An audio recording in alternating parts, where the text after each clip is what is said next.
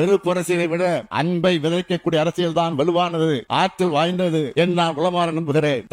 தமிழர் என்ற ஒன்றுதான் நம்மை ஒன்றிணைக்கும். நம்முடைய பாதைகள் இடையில ஏற்படக்கூடிய பிரச்சனை ஏற்படுத்தப்படும். அதையெல்லாம் உணர்ந்துதான் நம்முடைய உழைப்பை கொடுக்கணும். அதைத்தான் தந்தை பெரியார், புரட்சியாளர் அம்பேத்கர் முதலானவர் செஞ்சிருக்காங்க. எதிரிகளுடைய பரப்புகளையும் அடையாளம் கண்டு கொண்டாலே அந்த தடைகளை உடைக்கிறது எளிதாகிவிடும். இந்த சமூகத்துல அங்கங்க நடக்கிற ஒரு சில பிற்போக்கு தந்தமான செயல்களை காட்டி இதுதான் பெரியார் மண்ணா, இதுதான் அம்பேத்கர் மண்ணான்னு நீலிக்கன் வெடிக்கிறவனுடைய எண்ணம் என்ன தெரியுமா?